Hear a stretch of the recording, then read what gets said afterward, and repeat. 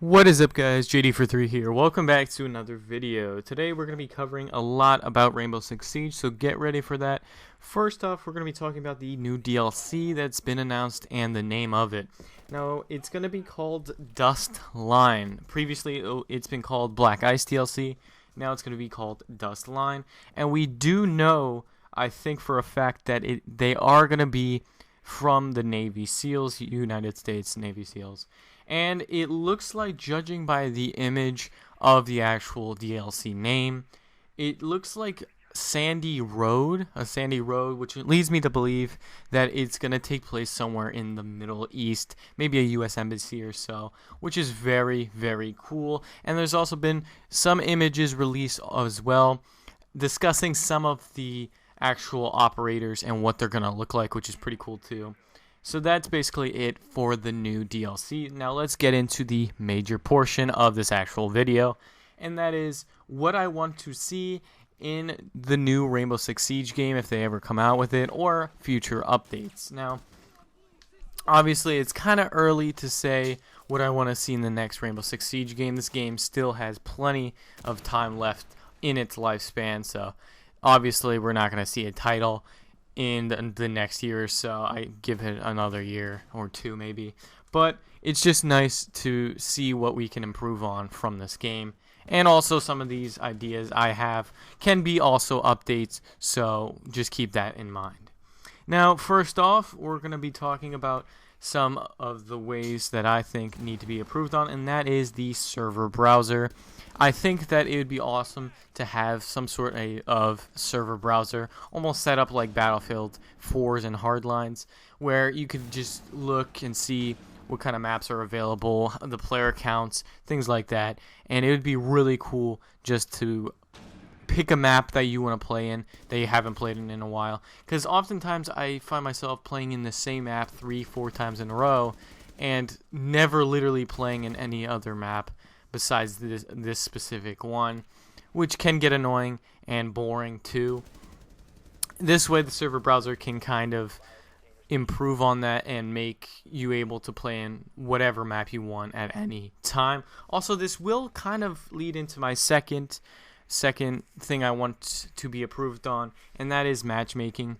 Matchmaking will also help, or the server browser will also help the matchmaking system in the way that it'll allow teams that have a bunch of rage quitters to get more players. Oftentimes, a lot of people like to rage quit, especially if the other team is kicking their butts.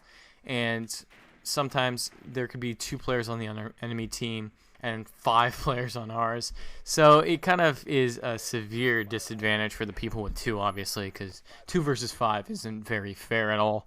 So the server browser would kind of fix that in a way. So going to our next subject, matchmaking, the server browser will kind of help out with that as well. But in general, the matchmaking is kind of weird in a way. Sometimes it'll take only like 3 seconds to find a match, and you can get in no time, literally.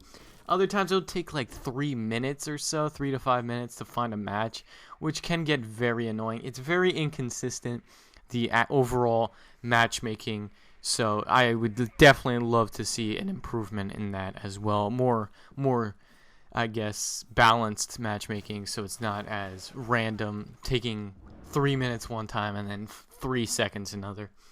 And also another problem that has been occurring is hackers. Now, I haven't seen too many hackers on console, but I know that PC definitely has a good amount of hackers, and it's a pretty big deal once again, so definitely it'd be nice for them to definitely fix that in the near future. Also, a big issue in my opinion, and sometimes even leads to many unnecessary deaths, is the netcode. The netcode is really weird in this game. Sometimes it could be pretty good, sometimes it could be terrible, literally. Sometimes I could be clearly behind a wall that can't be shot through or destroyed, and I get shot out of nowhere, and it's just very weird. And the actual damage model is kind of weird with that. I get shot from literally nowhere, and on the kill cam, it doesn't even match up to where you're looking at on your screen, so they definitely do need to fix that. Sometimes actually it happens where you don't even physically see the enemy player and you get shot from nowhere, and then when you watch the kill cam, they're clearly in an area that they weren't. It's just kind of weird, and they definitely do need to fix the netcode. It's a pretty big deal. Now, this next suggestion I do have, they can't really fix with an update. This is what I was talking about with the new titles in the previous minutes of this video. Operator balance is kind of bad in a way.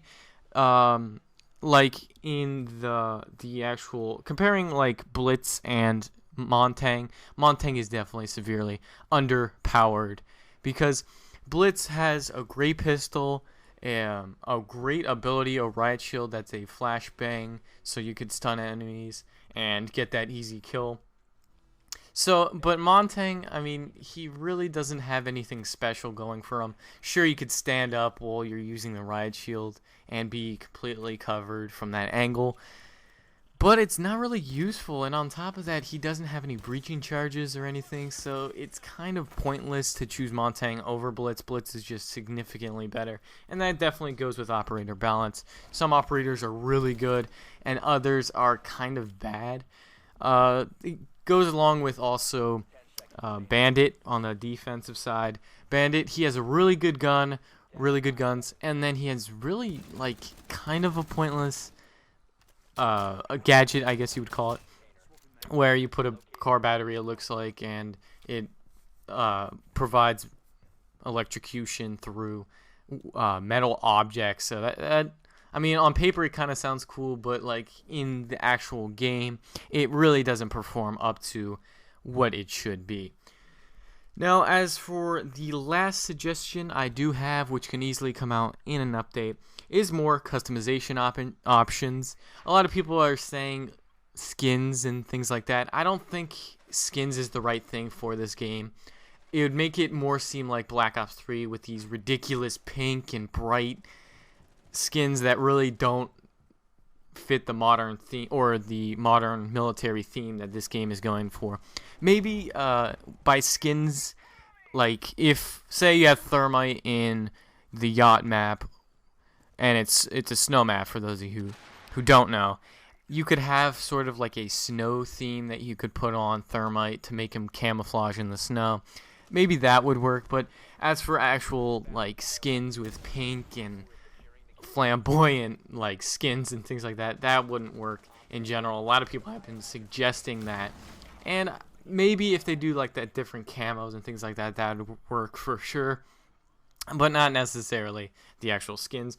When I'm talking about customization options, I mean like weapon options, more camos, more optics, more attachments, because the optics and the attachments are kind of boring after a while. Looking at the same reticule and the same camos, I mean, they kind of get boring, and some of the even attachments need to be balanced. Like the suppressor is kind of weak in my opinion. It's not as good as any other attachment out there, so more customization options would be cool. A suggestion I do have is maybe different reticles, things like that. It would definitely help out the game a little more. Make it different color reticles and make it so that the gun seems a little more unique to you and your own playstyle. Maybe even a feature where you could customize your own reticle would be kind of cool. Same thing, sort of like the emblem system in Black Ops 3, but if they bring it over to a reticle in Rainbow Six, it wouldn't make it too crazy, the game, like colorful and bright, but at the same time it gives you that customization option, because this game really doesn't have too much options as far as attachments and reticles, so this definitely would help it out a lot. So yeah guys, that's it for today's video. Tell me what you guys think about my suggestions. Let me know what you guys think about it.